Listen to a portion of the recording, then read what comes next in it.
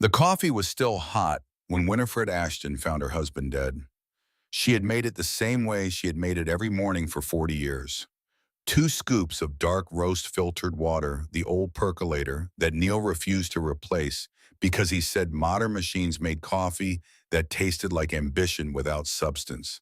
She had carried the mug up the stairs the same way she always did, her left hand steadying herself on the banister at the third step from the top, the one that creaked differently depending on the season. In March, it creaked low and long, like something old settling deeper into itself. She pushed open the bedroom door with her shoulder, the way she always did when her hands were full. And she said, "Good morning, Neil," the way she always did. And she set the mug on his nightstand, the way she always did. And then she looked at him. He was lying on his back with his hands folded across his chest as if he had arranged himself deliberately, as if even in death Cornelius Ashton had wanted to appear composed and in control. His face was slack in a way she had never seen it while he was alive. The jaw slightly open, the eyes closed but somehow sunken, the particular stillness of a body that has stopped being a person and become a thing. Winifred stood at the edge of the bed holding nothing because she had already set the coffee down and her hands had nowhere to go. She stood there for what felt like a very long time. The steam rose from the mug. The curtains moved slightly from the gap at the window she always left open 2 inches because Neil said he slept better with fresh air even in winter. She waited for the grief to arrive. It did not arrive. Not immediately. What arrived instead was something she had no name for at first. A loosening in her chest, a quiet exhaling of something that had been held tightly for a very long time, and in the 3 seconds before she understood what she was feeling, she felt it fully and completely. Relief. The word arrived in her mind with the force of a physical blow, and she hated herself for it immediately and completely. She pressed one hand flat against her sternum as if she could push the feeling back into wherever feelings go when they are not permitted to exist. And she stood there with her hand pressed against her chest and the coffee going cold on the nightstand, and her husband of 40 years lying dead in the bed they had shared, and she thought, "I am a terrible woman. I am a terrible, ungrateful, faithless woman." Then she picked up the phone and called 911, and her voice was steady, and she gave them the address, and she said, "Yes, I believe my husband has passed in his sleep." And she said, "Yes, I'll wait downstairs." And she went downstairs and sat in the kitchen and waited with her hands folded in her lap, and the sensation in her chest slowly hardening into something she recognized more easily. Grief, when it finally came, felt like grief was supposed to feel: heavy, dense, like breathing underwater. But underneath it, deeper than she could reach, that other feeling remained. And she would spend the next several months learning to live with both at once. Winifred Ann Dawson had been 28 years old when she became Winifred Ashton, and at the time she had believed with the unguarded certainty of a woman who has never been badly deceived that she had found the 2 things she had been looking for simultaneously: security and love, wrapped together in the formidable person of Cornelius Hartley Ashton. Neil was 45 that year. He had been one of Boston's most respected estate attorneys for over 2 decades, the kind of man who walked into rooms and immediately organized them simply by his presence. He was not handsome in any conventional way, but he had the kind of authority that photographs as handsomeness, a quality of absolute self-possession that made people near him feel that things would be handled, that competence was present, that chaos would not be permitted entry. He had hired Winifred in January of 1984. She had come to him fresh from a community college administrative program, carrying a folder of careful references and wearing the best interview suit she owned, which was not very good. She was efficient, precise, quiet in the particular way that made offices run smoothly without requiring recognition. Neil had hired her on the spot and said in that direct way of his that she would later come to know as his highest form of approval, "You're exactly what this office needs." 6 months later, he asked her to dinner, and she was so stunned she said yes before she had finished processing the question. 6 months after that, he proposed at a restaurant she could not afford on her own over a dinner that cost more than her monthly rent, and she said yes again.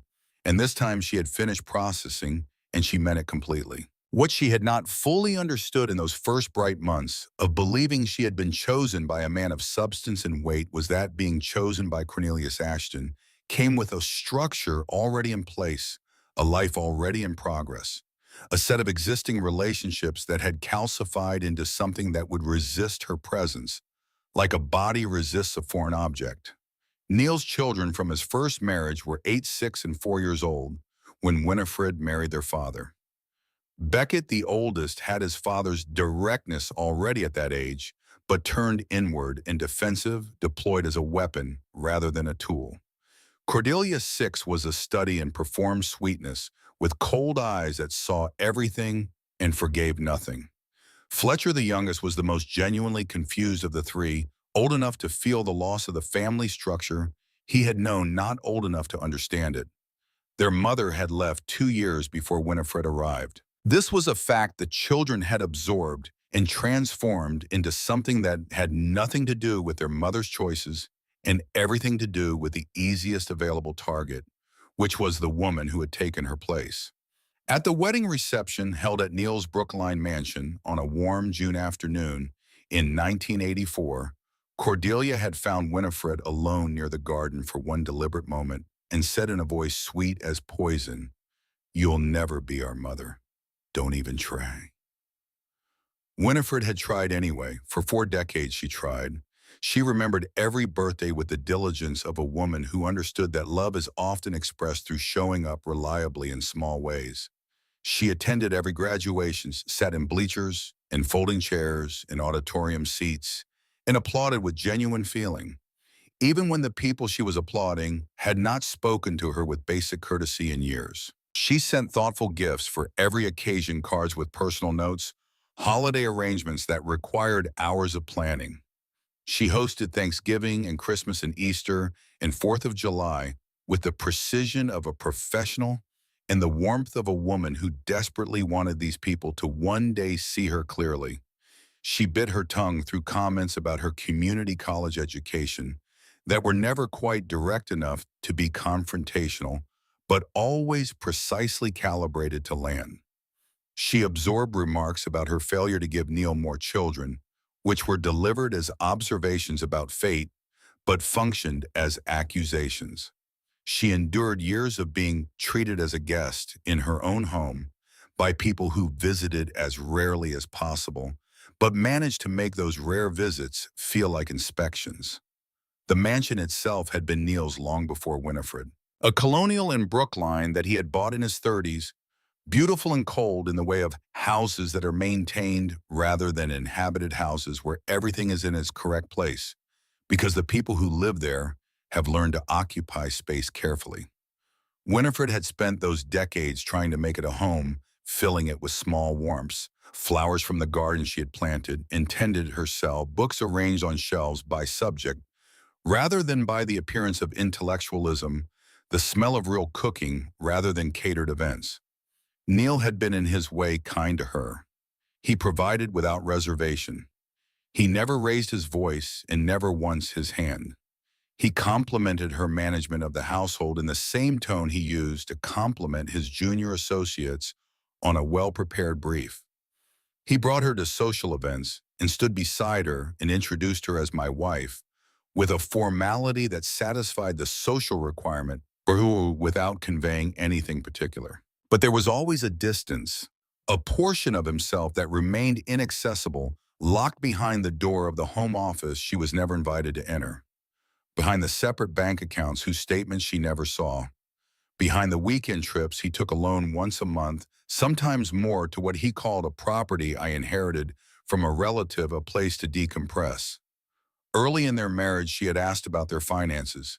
Neil had smiled with genuine warmth and patted her hand and said, "Don't worry about money, Winifred. That's my department. Yours is making this house what it is, and you do that better than anyone could." She had accepted this. She had accepted almost everything in the way that people accept the terms of an arrangement they entered in good faith, because to question the terms is to question the arrangement itself, and she had invested too much in the arrangement to afford that kind of questioning. The weekend trips continued for 4 decades. Once a month, sometimes more. He packed his own bag, which she noticed but did not remark upon. He returned looking rested in a way that was different from the rest he achieved at home, a deeper rest, as if something in him had been set down and allowed to be still. She had trusted him. She would learn too late what that trust had been built on.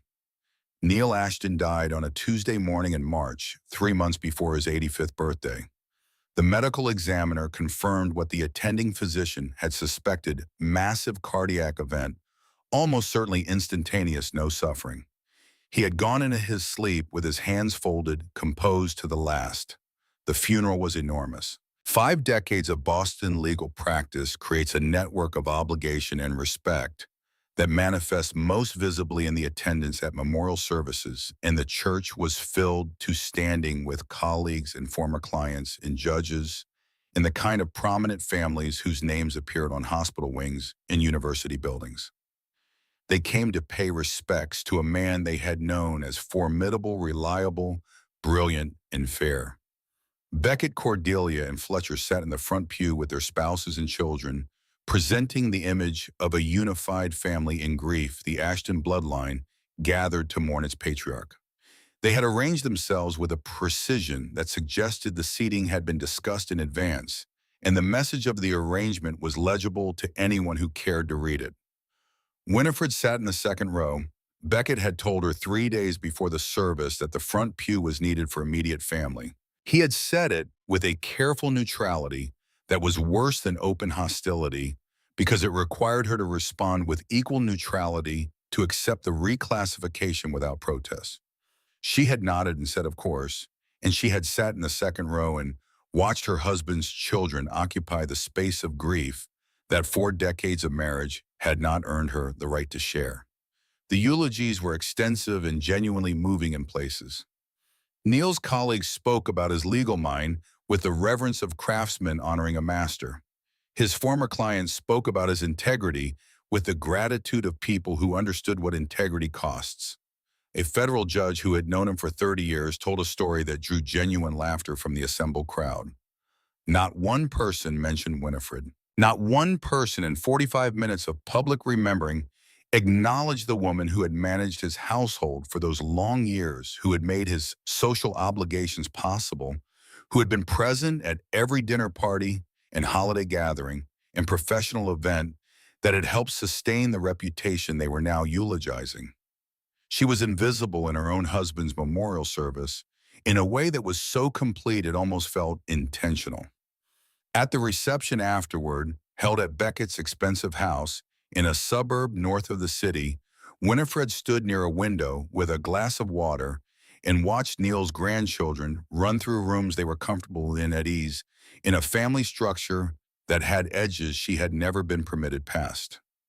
She heard Cordelia before she saw her, the voice carrying across the room with the easy projection of a woman accustomed to being the center of the space she occupied. "Losing Daddy," Cordelia was saying to a cluster of women who leaned in with practiced sympathy. "At least we have each other, the real family, to hold each other up through this, the real family." Winifred set her glass down carefully on the nearest surface, looked at her own reflection in the dark window glass, and thought about all those years. She thought about the birthday cards, and the Christmas dinners, in the bleachers, in the auditorium seats, and the tongue bitten so many times it should have been scar tissue by now. She thought about the garden she had built from bare soil with her own hands. She thought about the house she had made livable through sheer sustained effort and care. She picked her glass back up and finished the water and decided she would not cry. Not here, not in front of them. The reading of the will was scheduled for 1 week after the funeral. Arthur Pemberton's office was in downtown Boston, on the 14th floor of a building that communicated stability and discretion through its architecture alone. Arthur had handled Neil's estate planning for over 2 decades, and Winifred had met him at dinner parties, had complimented his wife's earrings, and remembered his food allergy, and made sure the caterers knew. He was a decent man doing a difficult job, and she could see in his face when they arrived that he knew exactly how difficult this particular afternoon was going to be. Beckett, Cordelia, and Fletcher arrived together in two expensive cars, each of them accompanied by their own legal representation, three attorneys trailing behind the Ashton children like expensive shadows. Winifred registered this detail and felt something cold begin to move through her chest. People do not bring personal attorneys to will readings unless they already know the outcome and intend to defend it. They arranged themselves on one side of the conference table. Winifred sat alone on the other side. Arthur began with the legal formalities, testamentary capacity, proper execution, the procedural language that functions as a threshold you must cross before arriving at the substance. His voice was professional and steady, and Winifred watched his hands and thought he knows what's in this document. He has read it many times. And something about the way he holds his pen tells me he has not made peace with it. The estate of Cornelius Hartley Ashton, Arthur said, is valued at approximately $8.7 million. This includes the primary residence in Brookline, currently assessed at $2.1 million, investment and retirement accounts totaling approximately $6 million, and various other assets. Winifred felt her shoulders release slightly. $8.7 million, 4 decades of marriage. Whatever the distribution looked like, there would be enough. There would have to be enough. The Brookline residence, Arthur continued, and now his voice was doing something careful. Something controlled is left in its entirety to Cornelius Ashton's children from his first marriage. Beckett Ashton, Cordelia Ashton Merritt, and Fletcher Ashton, to be divided equally or sold with proceeds distributed 3 ways as they determine appropriate. The cold in Winifred's chest spread. The investment accounts totaling approximately $4.2 million are similarly to be distributed equally among the 3 children. It reached her throat. The retirement accounts valued at approximately $1.8 million, same distribution. She could not breathe properly. She understood the arithmetic. She had been sitting in this room adding numbers in her head, and the sum that remained for her was 0. Arthur, she said, and her voice came out smaller than she intended. What did Neil leave for me? Arthur looked at her with an expression she had never seen on a professional man's face before, something that was not quite pity, but was adjacent to it, something that lived in the neighborhood of genuine human regret. He took a breath and read from the document. Neil had written it himself. Arthur told her gently and had insisted on the specific language, and Arthur had argued against it, and Neil had been immovable. My wife Winifred Ann Ashton, the document said, has lived comfortably at my expense for 40 years and has wanted for nothing during our marriage. She has had the benefit of my wealth, my home, my social standing, and a lifestyle far beyond what she could have achieved independently working as a secretary. This constitutes more than adequate compensation for her companionship and for the household services she has provided over the course of our marriage. Companionship. Household services. Across the table, Beckett had stopped pretending to look neutral. A smile had settled at the corner of his mouth with the satisfied ease of a man who has been waiting a long time for a particular outcome and has finally arrived at it. Cordelia was examining her nails. Fletcher had his phone in his hand, and Winifred could hear the faint sound of a text message being sent one after another as if news was being distributed in real time. Arthur read on. While I have appreciated Winifred's presence in my home and her management of household affairs, my primary obligation is to my children and my bloodline. They are my true legacy. Therefore, I leave to Winifred Ann Ashton only the following one property located at 14 Ironwood Road in the town of Harrowfield, New Hampshire, along with all contents therein. Winifred is to vacate the Brookline residence within 30 days of my death, as that property is required by my rightful heirs. The silence that followed had weight and texture. Fletcher was still texting. Arthur slid a brown envelope across the polished table. His hand was not entirely steady. Inside, he told her quietly, was the deed to the Harrowfield property, now transferred to her name. A key, and a handwritten note from Neil that he had asked to be included. Winifred opened the envelope. The key was iron old, the kind of key that belonged to a different century. Heavy in her palm in a way that felt almost deliberate, as if weight were a form of communication. The note was written on Neil's personal stationery, the expensive cream stock he used only for correspondence he considered important. 14 Ironwood Road, Harrowfield, New Hampshire. Winifred, this is yours now. Go there as soon as you can. You'll understand everything once you arrive. I'm sorry I couldn't tell you before, but they were always watching. Trust me one last time, my darling. All my love always. Neil, trust me one last time. After he had just described her to a room full of lawyers as adequately compensated household help, after leaving her with nothing but an address and a state she had visited twice in those long years together, after reducing 4 decades of love and loyalty to a service contract whose terms had now expired, Winifred stood. She put the envelope in her purse. She did not look at Beckett or Cordelia or Fletcher. She walked to the door and Arthur called her name, and she turned. "Please call me," he said, "if you need anything. I mean that sincerely." She nodded and walked out. She made it to the parking garage on the 3rd level before she sat down in her car, a 10-year-old Honda with 112,000 miles on it, and pressed her forehead against the steering wheel and allowed herself finally to come apart. She cried until there was nothing left to cry, and then she sat in the silence of the parking garage for a long time with the iron key in her hand, heavy and cold, and she thought about trust. The 30 days that followed were a study in the specific cruelty available only to people who have been waiting a long time to exercise power they always believed was rightfully theirs. Beckett, Cordelia, and Fletcher came to the Brookline mansion nearly every day. They brought contractors with measuring tapes and tablets, interior designers with color swatches, and renovation software real estate agents who walked through rooms with the practiced efficiency of people assessing commodity rather than history. They discussed knocking out walls and modernizing the kitchen and listing the property as quickly as possible. And they conducted all of these discussions in Winifred's presence with the comfortable ease of people who have reclassified a person as furniture. They never asked her to leave rooms. They simply proceeded as if she were not there. One morning, Winifred was at the kitchen sink when Cordelia walked through with a designer gesturing at the walls where years of carefully chosen photographs hung the record of a life lived in this house. "We'll open this whole space," Cordelia said, "create an entirely new layout. That's what sells now." The photographs were not mentioned. They were obstacles, background noise, the detritus of an occupancy that had ended. One afternoon, a real estate agent stood 3 feet from Winifred's chair while she sat reading and spoke to Beckett about staging strategies and comparable sales as if Winifred were a piece of furniture that came with the property. "The gardens," the agent said, looking out at Winifred's work, "are significantly overgrown. We'll need professional crews to clear all that before we can list."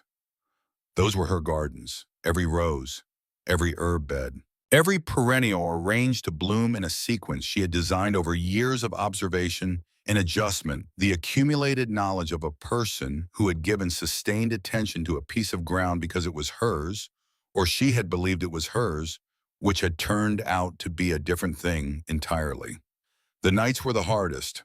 Winifred would lie in the master bedroom, which Beckett had graciously permitted her to continue using because the furniture needed to stay in place for staging, and her mind would construct futures she could not stop looking at. She was 68 years old. She had no marketable employment history from the last 4 decades. The most recent work experience on any resume she might construct was 1984. She had no savings in her own name. She had apparently no stake in the marital assets she had believed she shared. The Harrowfield property was almost certainly worthless.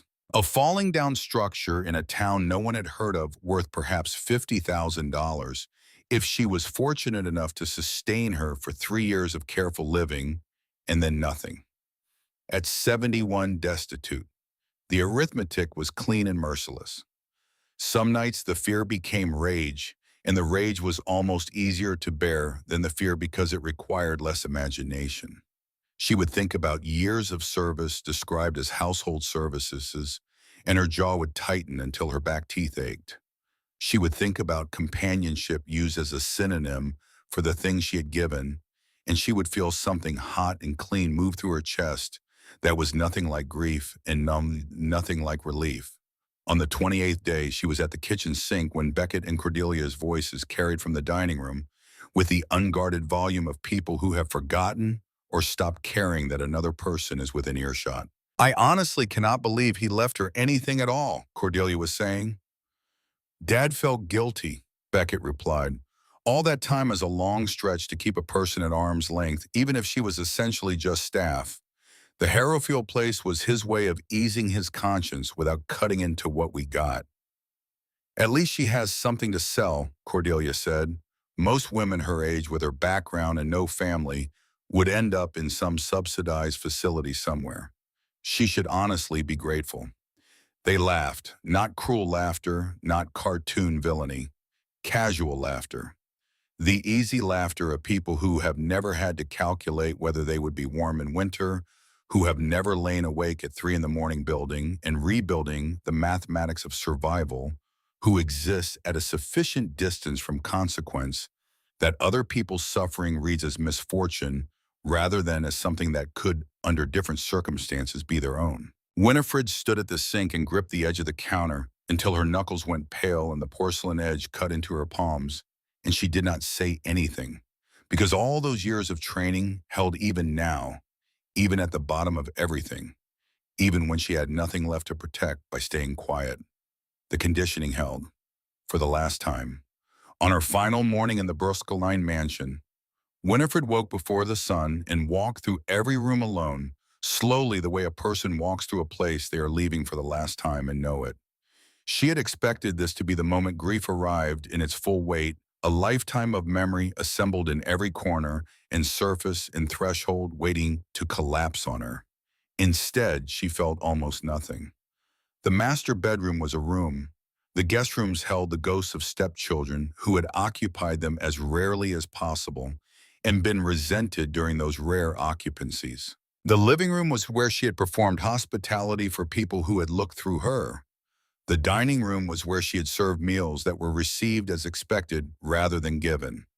Only the garden hurt. She stood in the garden in the early morning cold among the roses she had planted that first optimistic spring as a married woman, and felt the specific grief of a person who had built something real in a place that turned out not to belong to them. The herb beds, the perennial border she had designed to move through its colors from March through November. The climbing rose on the back fence that had taken 7 years to establish and was finally gloriously exactly what she had imagined when she planted it. These would be cleared by professional crews before the listing. They were overgrown obstacles to a profitable sale. She went inside and loaded her car. 3 suitcases, 2 boxes. The wedding photograph from the mantel that Beckett noted with tight precision was technically house property. She took it anyway. Beckett arrived at 1:30, 30 minutes before the movers. He stood on the front steps with the studied composure of a man who has rehearsed a version of this moment that allows him to feel decent about himself. Winifred finished loading the last box into her trunk and turned to face him. She had not planned to say anything. She had planned to get in the car and drive away without giving him the satisfaction of a scene or the discomfort of a confrontation. But she looked at him standing on the steps of the house where she had lived for so long, and she understood that this was the last time she would stand in front of any of them, and something in her that had been quiet for a very long time was finished being quiet. "Beckett," she said. She said it quietly. She did not raise her voice. "Do you have any idea what it costs a person to give the best years of their life to someone and be told it meant nothing?" Beckett's face moved through several expressions quickly. He settled on the one that served him best in professional contexts, controlled, reasonable, impenetrable. "Father left you a property. You're not receiving nothing." "Your father left me a mystery," Winifred said. "A house I've never seen in a town I've never been to. You and your brother and sister received millions of dollars in a mansion and the public confirmation that your father considered you his legacy. I received a rusty key and 30 days to disappear from the only home I have known for 4 decades.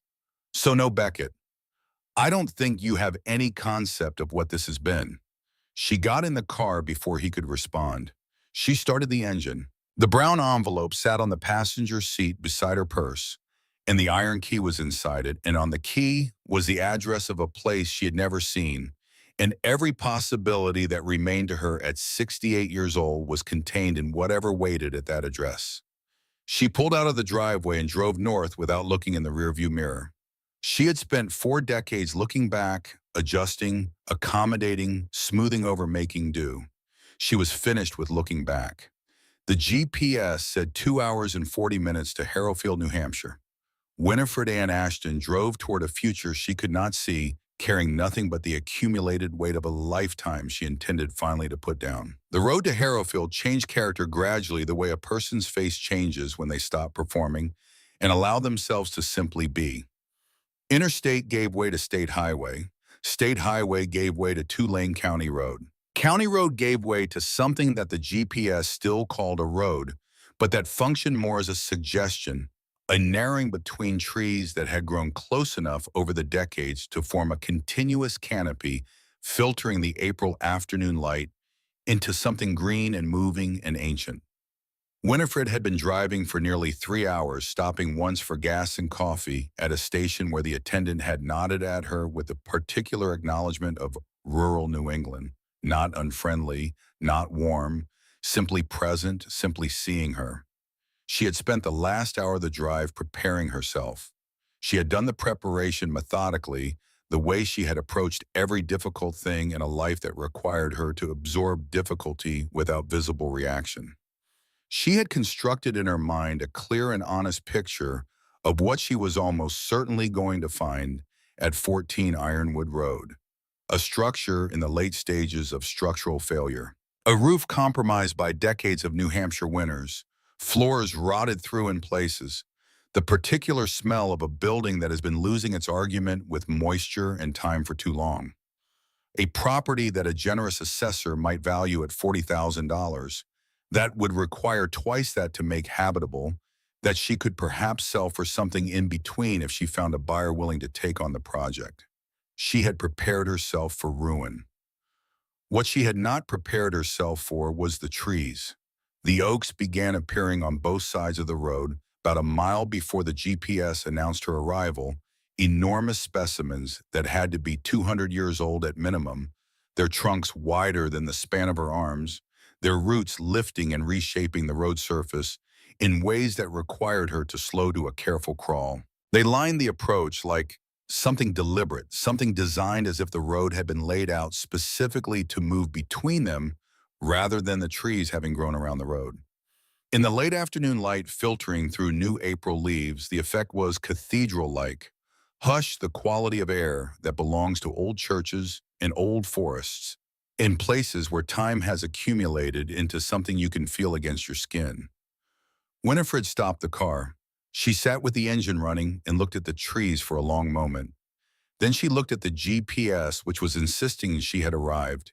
And then she looked up through the windshield at the clearing that opened ahead of her, and she felt the careful ruin she had constructed in her mind begin to dissolve. The house at 14 Ironwood Road was built from gray fieldstone, the kind of construction that belongs to the 18th century and has outlasted every more modern building around it precisely because it was built by people who understood that permanence requires weight. 2 stories, a steep slate roof that showed no visible compromise, white painted trim around leaded glass windows that caught the light and scattered it in small prismatic patterns across the stone. A heavy oak front door under a covered portico with carved wooden supports, the kind of detail that speaks of a craftsman who took the work personally. Ivy covered portions of the walls in the way that ivy covers things when it has been permitted and guided rather than simply tolerated, growing in patterns that seem considered almost architectural, softening the stone without consuming it. The grounds were wild. The formal garden bones were visible beneath the growth stone pathways, obscured but not destroyed. Rose beds gone to their own devices for what looked like at least a season, a kitchen garden that had surrendered its organization to a tangle of self-seeded herbs in early spring wildflowers. A fountain stood in what had been a central garden area, dry and still but intact, its basin holding only dead leaves in the particular silence of something waiting to be filled again. It was not ruin, it was not even close to ruin. It was a house that had been maintained with care and then left alone for one season, perhaps two, as if whoever had been caring for it had recently stopped, had known they would soon be stopping, had made their final preparations and stepped back and waited for the person who was supposed to arrive next. Winifred turned off the engine and sat in the silence of the clearing for a long time, listening to the particular quiet of a place far enough from roads and towns that the only sounds were what the place itself produced: wind. In the oaks, a bird she couldn't identify. The small settling sounds of an old stone structure adjusting to the afternoon temperature. She heard footsteps on the dirt road behind her. The woman was perhaps 72, solidly built with the kind of face that has spent decades outdoors and made its peace with the consequences. She carried a wicker basket with a check cloth over the top, and she walked with the unhurried purposefulness of someone who has been going somewhere specific and has arrived exactly on time because she planned it that way. She stopped beside Winifred's car and looked at her through the window with calm recognition. Winifred got out. "You're Winifred," the woman said. It was not a question. "Yes." "How did you know?" The woman extended her hand. "Harriet Calloway. Everyone calls me Hat. I run the general store in town." She nodded toward the basket. "Bread, eggs, milk, coffee, some cheese. Figured you'd need supplies tonight. The house is in good order, but there's nothing perishable stocked." Winifred took the basket automatically, the way you accept things offered with simple directness without the ceremony of refusal. "How did you know I was coming today?" Hat looked at her steadily. "Neil told us you'd come after he passed. Said to watch for a woman named Winifred driving an older silver Honda. Said you wouldn't know about this place beforehand, but you'd find your way here." Winifred looked at the house. "Neil came here once a month for as long as anyone in Harrowfield can remember," Hat said. "Sometimes more. He maintained the property himself, mostly hired local people for what he couldn't manage alone. He'd stop in town, have coffee talk. He talked about you constantly." She paused, reading something in Winifred's expression. "There's a great deal waiting for you inside that house. I'll get you through the door and make sure the heat is working. The rest of it is yours to find in your own time."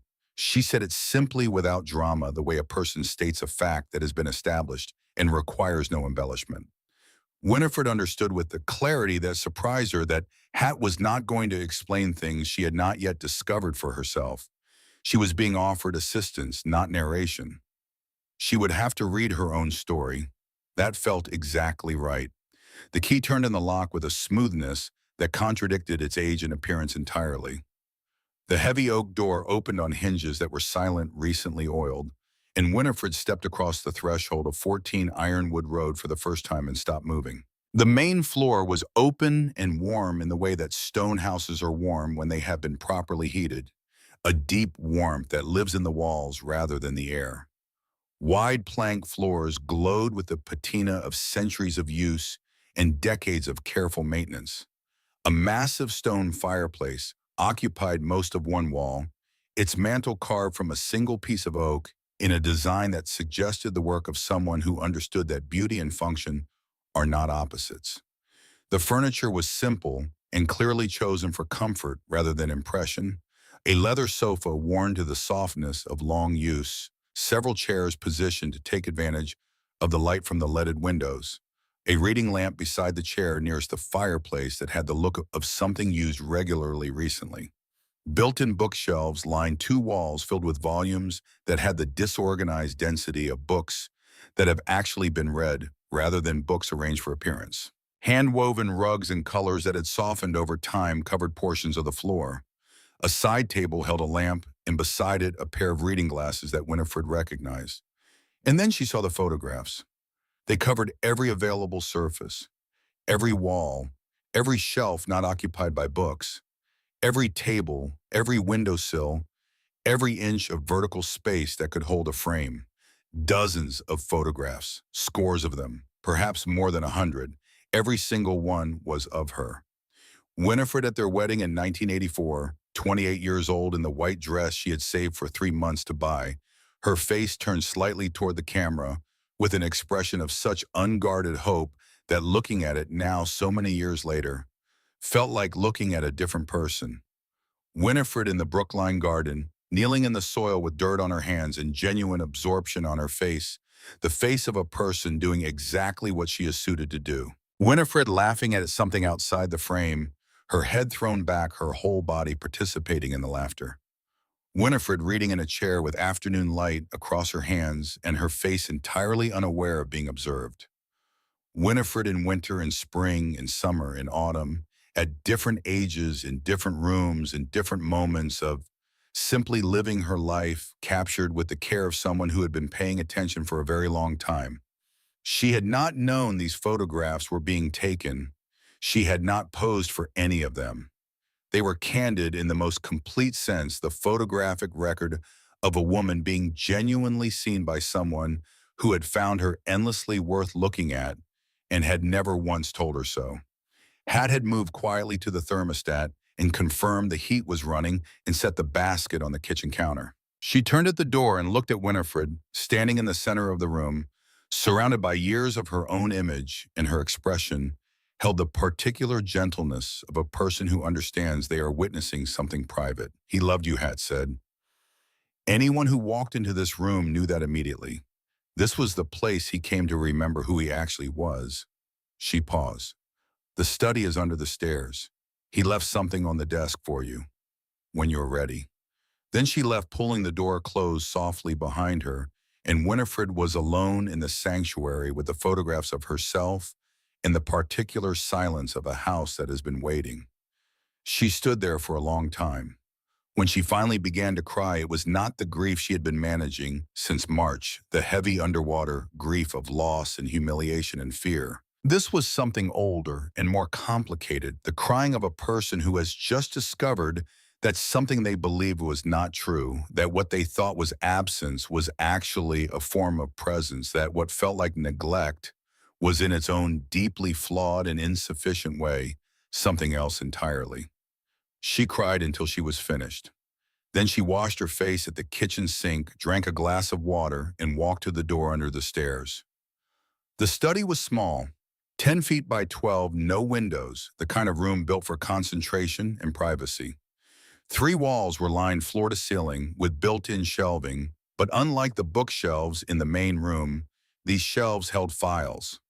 Binders and folders and document boxes, hundreds of them, organized with a precision that was immediately recognizable as Neil's labeled, in his careful exact handwriting, categorized by subject and date and name.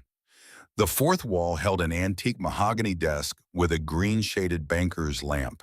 The leather chair behind it was worn in the specific way of a chair that has been sat in regularly in the same position by the same person over many years.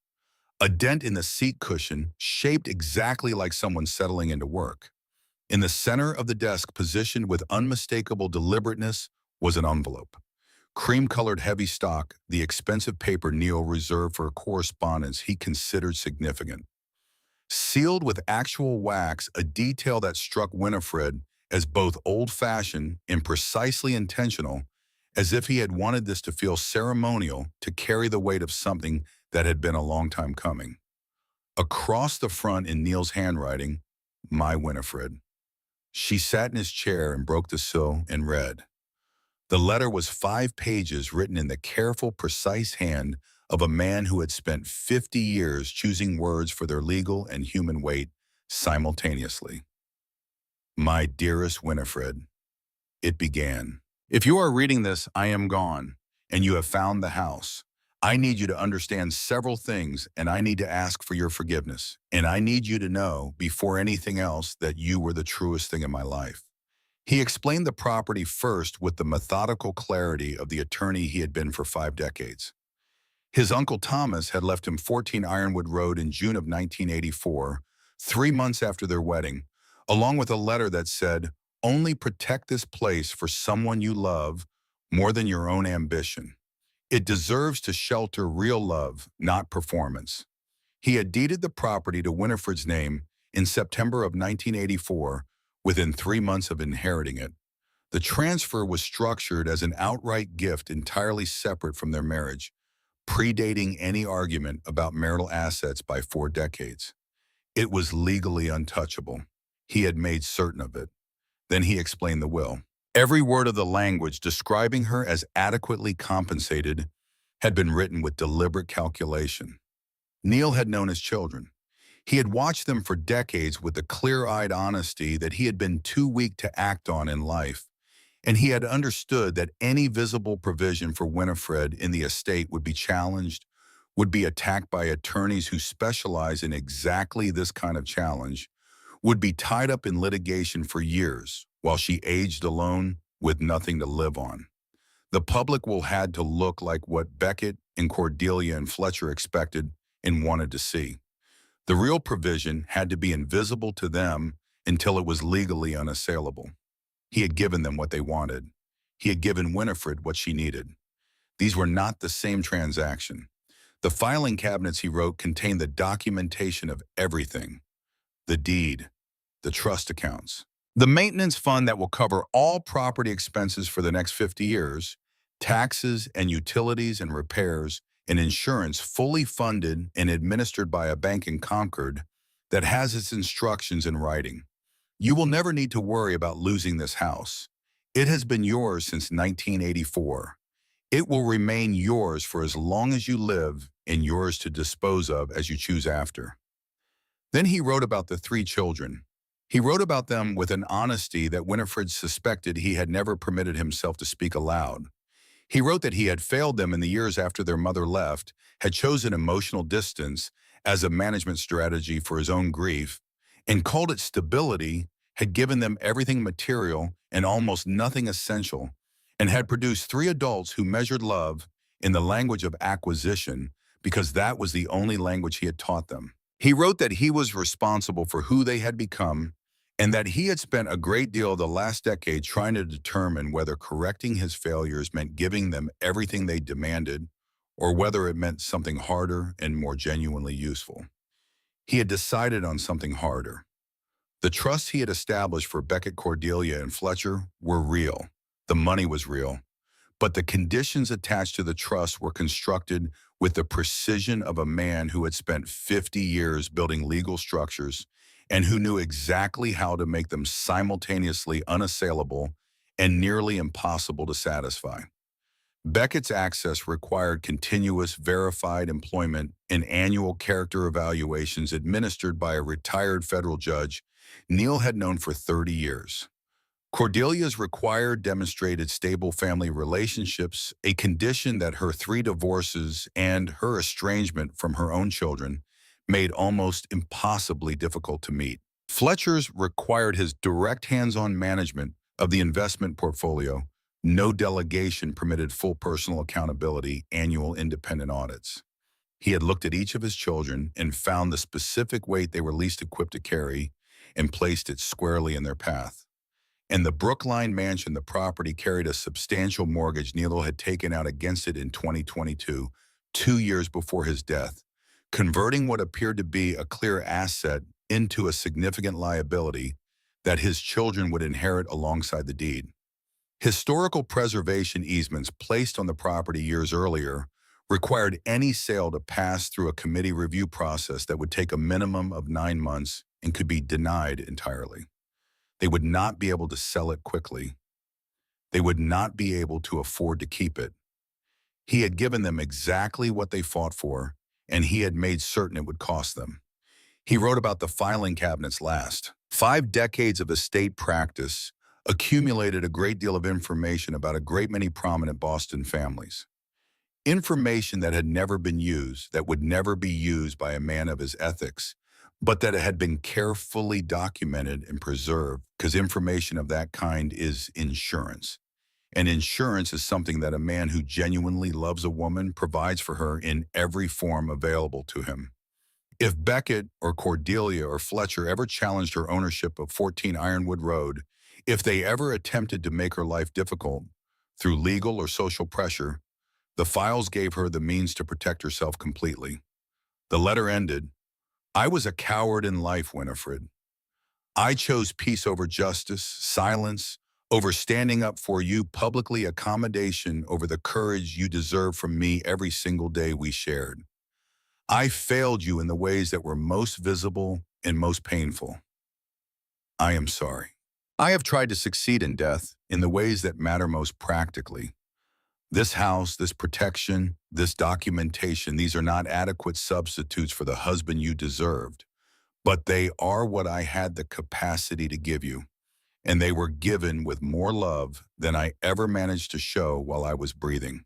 Forgive me if you can. Yours always, Neil. Winifred folded the letter with care and set it on the desk. Then she stood up, rolled up her sleeves in the practical way she had always rolled them up when there was real work to be done, and opened the first filing cabinet. She had been Neil's secretary for 6 months before she became his wife, and she had spent those 6 months reading legal documents with the focused attention of someone who understood that her value to him was in her precision and her comprehension. She had never lost that skill. Years of managing a complex household, of handling correspondence and scheduling and social obligations that had the structure of legal arrangements, even when they were not formally so, had kept the skills sharp. She read the trust documents for Beckett, Cordelia, and Fletcher in under 2 hours. She did not need anyone to explain them to her. What Neil had built was not merely punitive. It was diagnostic. Each trust condition was calibrated to the specific failure it addressed.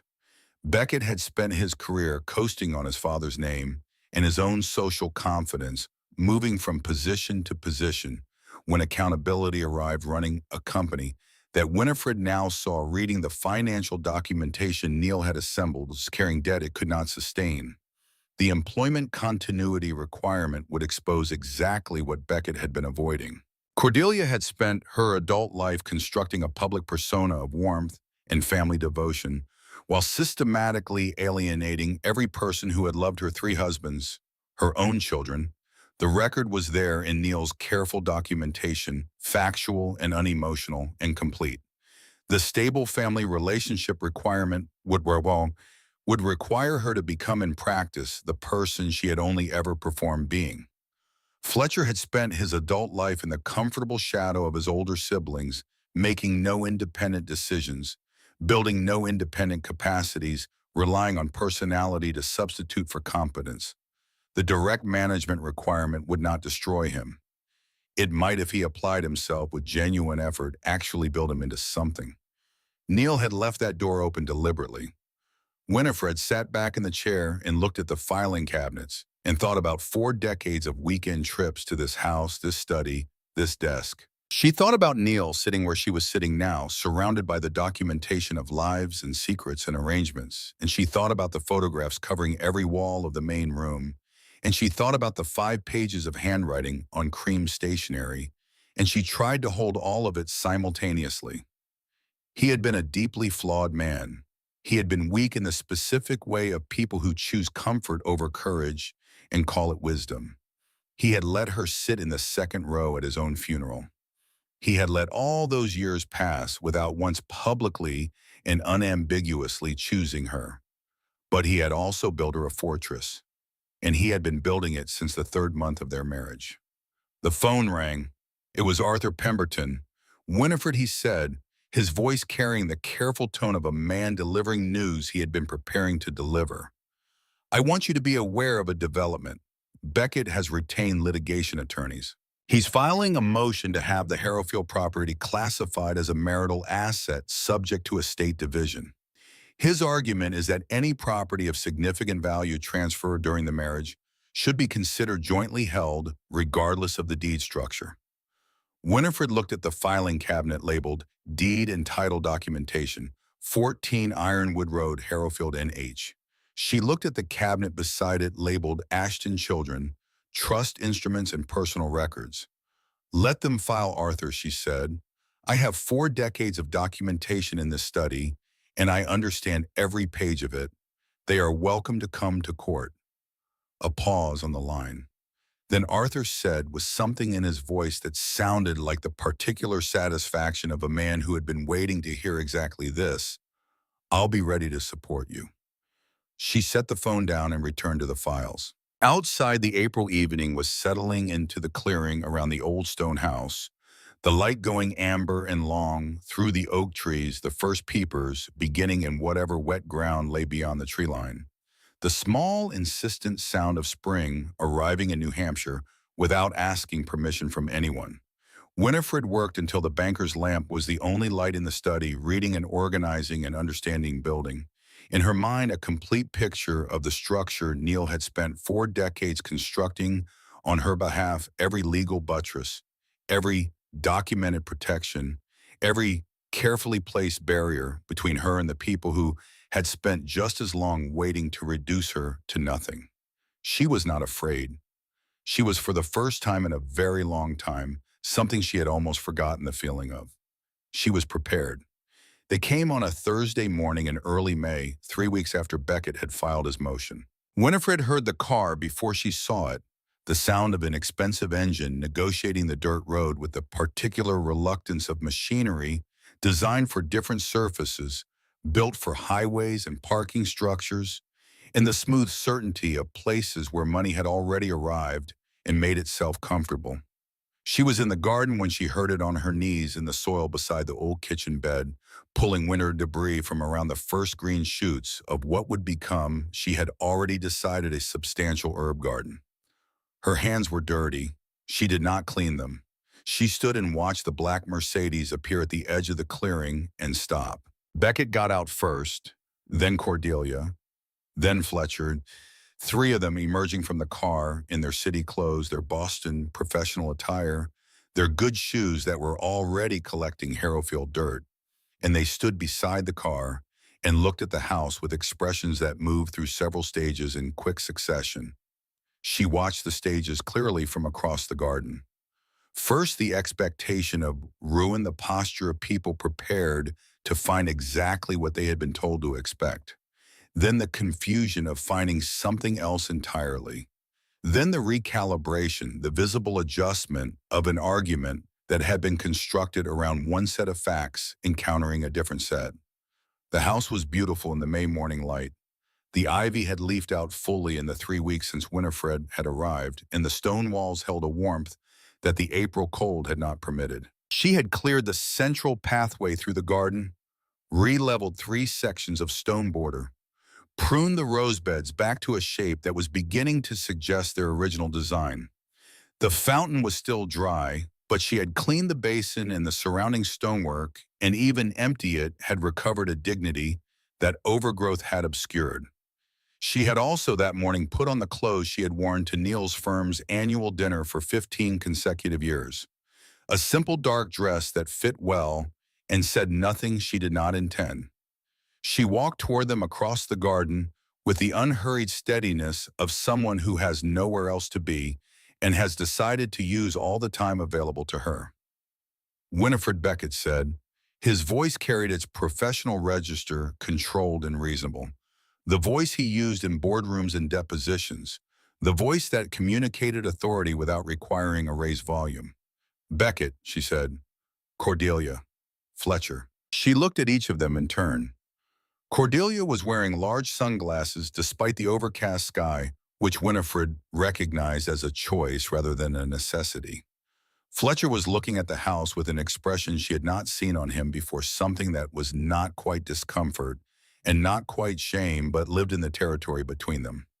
"Would you like to come inside?" she said. "I'll make tea." She put them in the main room on the sofa and in the chairs, and she went to the kitchen and made tea in the proper way, loose leaf in the pot, the beautiful old china she had found in the upper cabinet, cups and saucers that had belonged to Neil's Uncle Thomas and had the weight and translucency of genuinely good porcelain. She brought it in on a tray without asking what anyone preferred and poured without ceremony and set the tray on the low table and sat in the chair across from them. Neil's chair, the one beside the fireplace, the one with the reading lamp and the worn cushion shaped by decades of his particular way of sitting. She sat in it the way she sat in her own house because it was. The 3 of them had been absorbing the photographs. She watched them absorb the photographs without commenting on what she saw in their faces, though what she saw was instructive. Beckett's jaw had tightened in a way that could have been anger, but looked more like the physical response to an argument you have just realized you cannot make. Cordelia had removed the sunglasses and was looking at a large frame photograph directly across from her, Winifred, at perhaps 45, standing in the Brookline garden, in autumn light, laughing with her whole face, every feature open and unguarded. Fletcher was looking at his hands. Winifred let the silence run for a full minute. She had learned from living alongside one of Boston's most skilled attorneys that silence is a room that most people cannot resist filling, and that the person who fills it first is rarely the person in the stronger position. Beckett filled it. "We've come to discuss the property situation," he said. "There's a legal question about the classification of this estate asset that our attorneys believe has merit, and we think it's in everyone's interest to resolve it without extended litigation." Winifred took a sip of tea and set the cup back in the saucer with a precision that produced a small, clean sound in the quiet room. "This property," she said, "was transferred to my name in September of 1984, 3 months after your father and I were married. It was structured as an outright gift predating any argument about marital assets by 4 decades. The deed has been in my name continuously since that date. The transfer is documented, filed, and entirely unambiguous. Arthur Pemberton assisted your father in establishing the legal structure, and Arthur is prepared to confirm every detail of it in any court you choose." Cordelia leaned forward. "The deed structure may have been intentional," she said, "but a gift of significant value given within a marriage can be reclassified under certain interpretations of Massachusetts estate law." Winifred looked at her calmly. "This property is in New Hampshire, Cordelia." Cordelia's mouth closed. "Additionally," Winifred continued, "your father was a Boston estate attorney for 50 years. If there existed a legal argument that could be made against this transfer, he would have known it before I did. He did not structure this carelessly. He structured it the way he structured everything, precisely with full knowledge of every possible challenge and with 5 decades of experience building things that hold." She set her teacup on the tray and stood and walked to the study. She returned with the folder she had prepared in the days after reading the files, when she had understood fully what she was holding and what it meant and what she was willing to do with it if she was required to. She set it on the low table between them. "This folder contains documentation your father assembled over 5 decades of practice." She said it without drama, without the performative weight that would have made it feel like a threat rather than a statement of fact. "It contains information about financial arrangements, personal matters, and certain decisions made by each of you that you would prefer remain private. Your father kept this documentation as insurance. He never used it. That was consistent with the man he was. He left it to me as a resource I could deploy if I needed to protect myself." The room was very still. "I am not your father," Winifred said. "I have spent 4 decades accommodating and adjusting and staying quiet in the interest of keeping a peace I was never actually offered in return. I have no remaining interest in performing that accommodation. If you proceed with this legal challenge, I will use every resource in those files to protect my legal ownership of this property. I will do it methodically and without hesitation, and I will spend whatever it costs, because what I have now is worth defending in a way that almost nothing in my life before this has been." She picked up her teacup again. "Alternatively," she said, "you accept the will as written, you withdraw the motion, and you go back to Boston and live the lives your father arranged for you. We never need to speak again. That option is also available." She took a sip of tea. The clock on the mantel ticked. Outside, a wind moved through the oak trees with a sound like water moving over stone, continuous and indifferent to the particular human difficulties being sorted out inside the old house in the clearing. Fletcher looked up from his hands for the first time since sitting down. He looked at Winifred directly, and she saw in his face something that was not present in either of his siblings, a kind of recognition, effortful and uncomfortable but genuine. He opened his mouth and then closed it again, and she thought he is trying to say something that he has never been taught the vocabulary for. She met his eyes and held them and waited. "I didn't know," Fletcher said. His voice was quieter than she had expected and rougher. "About any of this. The house, the photographs. I didn't know he was coming here." Winifred looked at him steadily. "Neither did I," she said. "For 4 decades." Something shifted in Fletcher's face. A settling as if a weight he had been holding at an awkward angle had been set down. He nodded once slowly and looked away. Beckett stood. "We'll be in contact through our attorneys about withdrawing the motion." "Thank you," Winifred said. "Drive carefully. The road requires patience." They filed out through the oak door and stood in the garden in their good shoes and their city clothes, and Winifred watched them through the leaded glass window without moving from Neil's chair. She watched Beckett speak with the controlled intensity of a man managing his own anger. She watched Cordelia's arms cross and then uncross. She watched Fletcher stand slightly apart from his siblings looking at the stone house, his expression carrying something she had not seen on any of their faces in all the years she had known them. Something that looked from this distance like the beginning of an honest reckoning. After 11 minutes, the Mercedes moved back down the dirt road toward the county highway. The sound of the engine diminished through the oaks until the clearing held only the wind and the birds and the small settling sounds of a house that had been standing for 200 years and intended to continue. Winifred sat in Neil's chair for a long time after the sound had entirely disappeared. Then she went back out to the garden and got back on her knees in the soil, and she pulled winter debris from around green shoots until the light began to fail, and she felt moving through her hands and into the earth and back again, the particular satisfaction of work that is genuinely and unambiguously hers. Arthur called 6 days later. "The motion has been withdrawn," he said, "formally and completely. All three of them have signed off." He paused. "I've been practicing law for 38 years, Winifred. I want you to know that what Neil built for you in those documents is one of the most carefully constructed legal protections I have ever seen. He spent decades on it." "I know," she said. Another pause. "He also wanted me to tell you something. He wrote it in a letter he left in my care to be passed on after everything was settled. He said she was always the most capable person in any room we shared. I just never had the courage to say it out loud where it mattered." Winifred stood at the kitchen window looking out at the garden in the May afternoon and said nothing for a moment.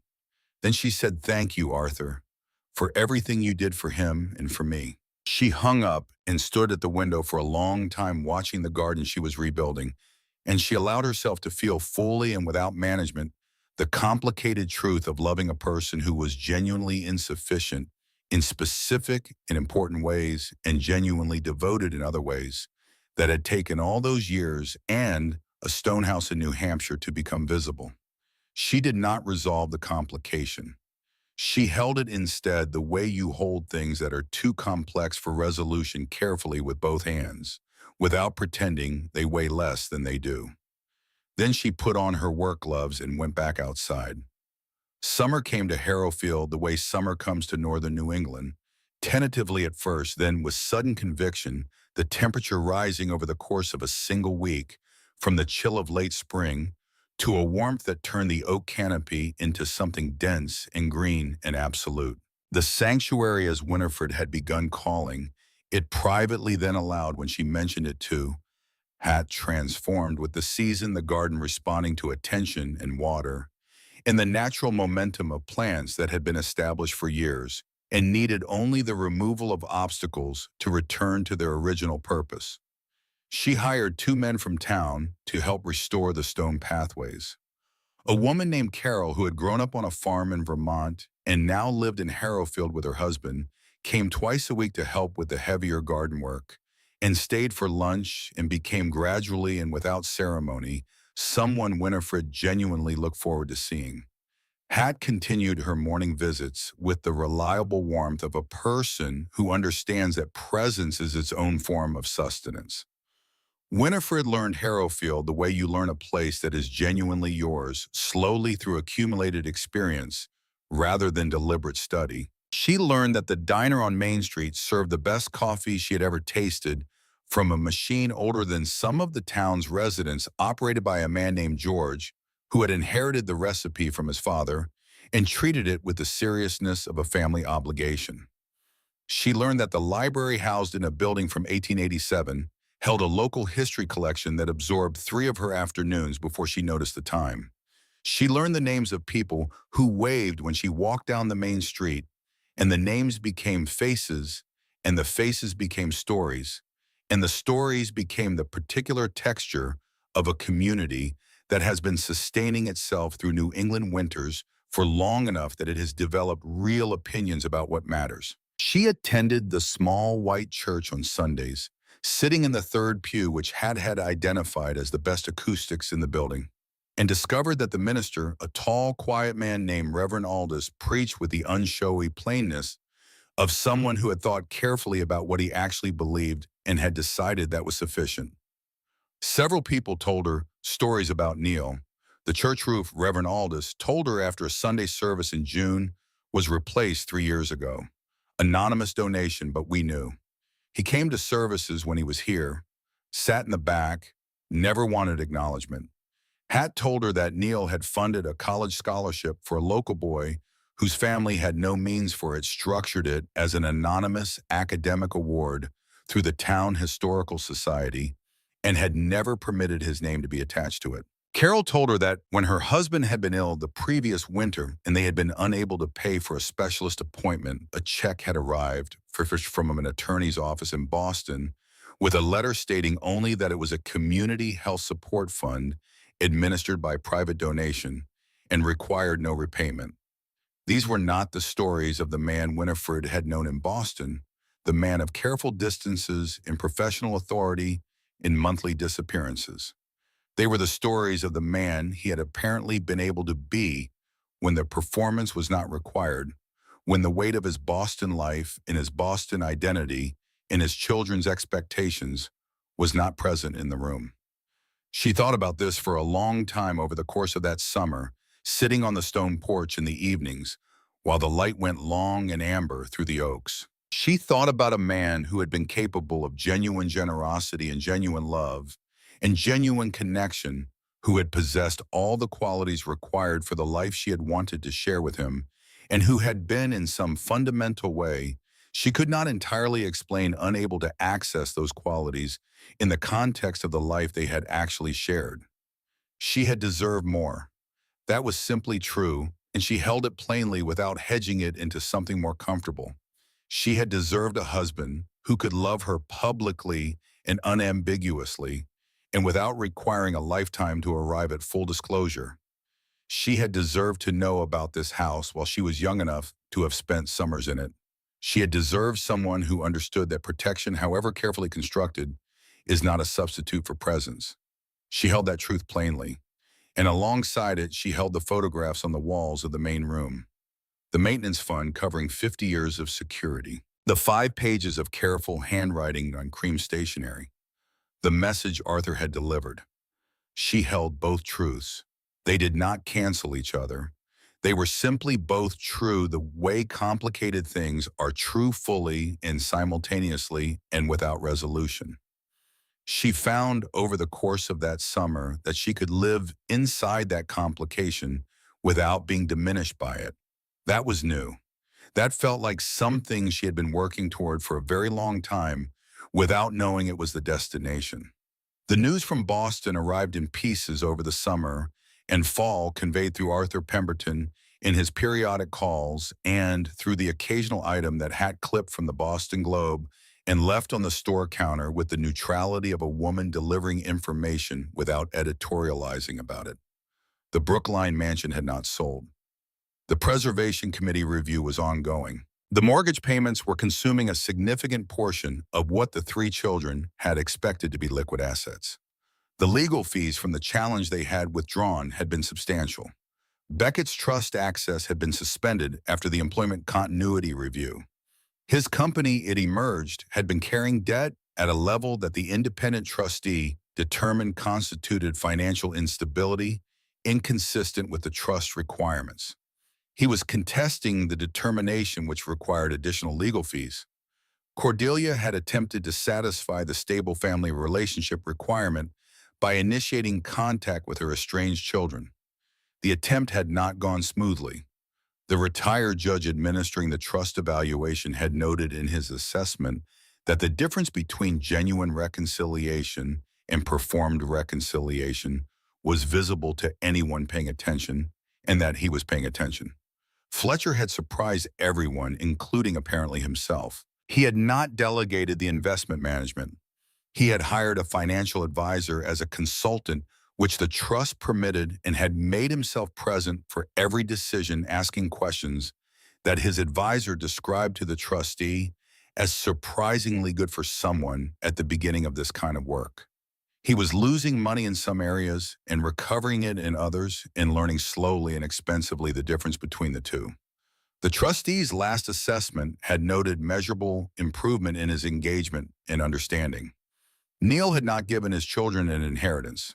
He had given them a mirror, and each of them was being required for perhaps the first time to look directly into it. One evening in late August, Winifred's phone rang with a number she did not recognize, and then did. She stood in the kitchen for a moment before answering the phone in her hand, weighing the call the way you weigh a decision that has no wrong answer, but several different right ones. She answered. It was Fletcher. He did not apologize with the elaborate structure of a person who has rehearsed an apology designed to make himself feel better. He said simply and without preamble that he had been thinking about the afternoon in her living room, about the photographs on the walls, about what it must have been like to walk into that house and find evidence of something that had been kept from her for so long. He said, I think we made things very hard for you for a very long time. She stood at the kitchen window and looked at the garden in the August evening and thought about what to say, and what she said was this: you did.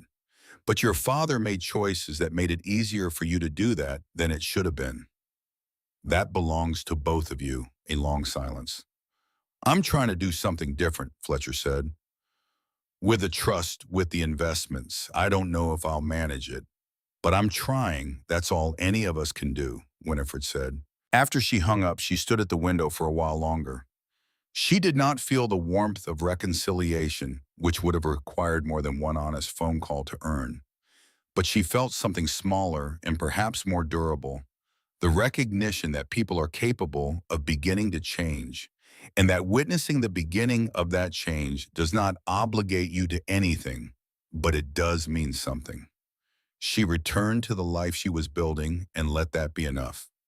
The second envelope appeared on a Tuesday in late July, tucked into the back of the mahogany desk's bottom drawer, which she had pulled fully out to clean behind it. It was taped to the interior wood with the same deliberateness as everything else Neil had left for her to find. The outside read in his handwriting, for Winifred's future. Open when you're ready. She sat in the chair and looked at the envelope for a moment. Then she opened it. Inside was a deed. 20 acres on the eastern edge of Harrowfield, bordering a creek that she had walked along twice that summer and found beautiful in the particular way of New England water, cold and clear and completely indifferent to being admired. A small barn in good repair, a cottage the deed noted with recent roof work completed in 2023. There was also a document from a Concord bank establishing a trust fund in the amount of $500,000 designated specifically for the use of Winifred Ann Ashton for any purpose she determines appropriate for her future endeavors. No conditions, no character evaluations, no annual reviews. Simply her name and a sum, and the phrase, any purpose she determines appropriate, which in the context of everything else she had read in this study struck her as the most precisely chosen language Neil had ever produced. The note was brief, 3 sentences on a small card. You spent 4 decades living my life, now live yours. This is your blank canvas, Winifred. Paint it however makes you happy. She set the card down on the desk and looked at the deed and the bank document and the view through the open study door into the main room, where the afternoon light was coming through the leaded windows and lying in patterns on the old plank floors, and she sat quietly for a while and let the future arrive in her mind without forcing it. It arrived clearly and completely the way decisions arrive when you have been unconsciously preparing for them longer than you realized. She walked to Hat's store the following morning and found Hat behind the counter doing inventory with the methodical patience of a woman who has been doing inventory in the same store for decades and has made her peace with its rhythms. "I need to ask you something," Winifred said. Hat set down her clipboard. "Is there a need in this town, Winifred? Ask for a place where women who are starting over can go. Women who have spent their lives caring for other people and need time and space to figure out what comes next for them. Widows, women leaving difficult situations. Women who have simply reached a point where they need to stop and take stock." Hat looked at her for a long moment with the expression of someone who has been waiting for a particular question to be asked and has been patient about the waiting. "There's a need everywhere for that," Hat said. "There's always been a need for that." Winifred nodded. "I have 20 acres and a barn and a cottage on the eastern edge of town," she said, "and the means to do something with them. I want to build something there, not a shelter, not a charity, a place. A place where women can come and stay for a while and be quiet and work in a garden if they want, and talk to other women who understand what it is to lose yourself in the service of someone else's life and need to find the way back." Hat picked up her clipboard and set it down again. "When do you want to break ground?" "I want to start with the cottage," Winifred said. "Make it livable for small groups. Restore the barn for communal space. Build the garden from scratch." Hat said, "I know 3 women in this town who would volunteer their time tomorrow. And I know a contractor in Keene who does good work and fair pricing and whose mother would have wept to know a place like this existed when she needed it." Winifred said, "Then I suppose we start tomorrow." She called the project Ashton House, not for Neil or not only for Neil, for herself. For the name she had carried for so long, the name that had cost her so much and given her so much simultaneously, the name under which she had been diminished and under which she had been, it turned out, secretly and carefully and imperfectly loved. The name was hers now, in a way it had perhaps never been entirely hers before, because now she was choosing to carry it forward with full knowledge of its weight and its worth. The work began in August and moved with the momentum of a community that has identified something it wants to exist and is willing to put its hands to the project. The contractor from Keene brought a crew that worked with the focused efficiency of craftsmen doing work they cared about. Hat organized volunteer days that drew people from Harrowfield and 2 neighboring towns. Carol managed the garden planning with the agricultural seriousness of someone who understood that a well-designed growing space is both practical and restorative, and that the line between those two things is thinner than people imagine. Winifred worked alongside all of them every day doing whatever needed doing. She painted trim and pulled stumps and carried stone and planted perennials in the beds taking shape around the cottage's south wall. She got up early and went to bed tired and ate real meals and slept the way she had not slept in years, without calculation, without the low-grade alertness of a person monitoring the emotional weather of a household, without the specific exhaustion of a woman who has spent a very long time being careful. She was not careful anymore. She was instead something she recognized gradually over the course of that summer and early fall, as a thing she had not been since before 1984, since before she became someone's wife and someone's household manager and someone's invisible presence. She was simply herself without the performance, without the accommodation, without the careful monitoring of what she said and how she said it and what effect it would have on the people in the room who had the power to make her life more or less bearable. She was Winifred, just Winifred. And it turned out that Winifred, unencumbered and standing in her own ground, was rather more than anyone had permitted her to be for a very long time. On a Thursday afternoon in early October, Winifred was sitting on the stone porch of the sanctuary watching the autumn move through the oak trees with the particular authority of a New England fall that has decided to be extraordinary. The color had peaked 2 days before and was now beginning the slow descent from brilliance toward bare branches, each tree at its own pace, the clearing filling daily with the sound of leaves releasing and the smell of them on the ground, that specific October smell that belongs to nowhere else on earth. Hat had stopped by earlier with coffee and stayed for an hour, and they had talked about the cottage, which was nearly finished now, the first three guest rooms complete and furnished with the simple comfort Winifred had specified, real mattresses and good light in windows that opened onto the garden.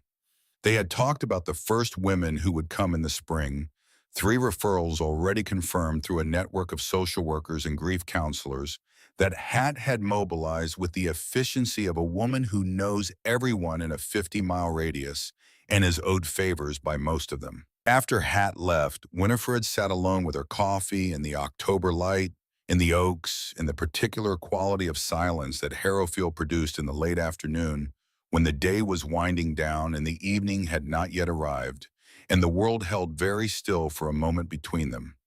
She thought about the morning she had carried a cup of coffee upstairs and found the man she had loved in the complicated and imperfect and real way that she had loved him lying still in the bed they had shared for so long. She thought about the parking garage in Boston and the iron key cold in her palm, and the 2 hours and 40 minutes of driving toward a future she could not see.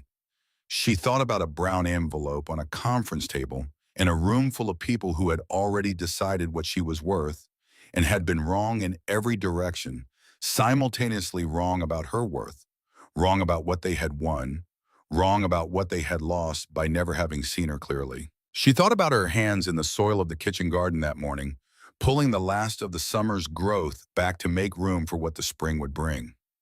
She thought about the word retirement, which people had been using in her presence for the last decade, as if it described a destination she was approaching, some final condition of reduced engagement with the living world, a settling into lesser versions of things. She thought about how completely that word failed to describe what she was doing and who she was becoming, and what the next portion of her life appeared to be gathering itself into. She was 68 years old. She had a stone house in a New Hampshire clearing 2 centuries old and standing perfectly. She had 20 acres and a barn and a cottage and a garden taking shape in the October soil. She had work that mattered, work she had chosen herself without consulting anyone's preferences or expectations, work that would bring real women to a real place to do the real and necessary thing of beginning again. She had a community that knew her name and was glad of her presence in it. She had friends who were real friends, people who had chosen her specifically not as an accessory to someone else's life, but as a person worth knowing on her own terms. She had the complicated, imperfect, hard-won knowledge of herself that comes only from losing everything you thought you were and discovering what remained. What remained, it turned out, was considerable.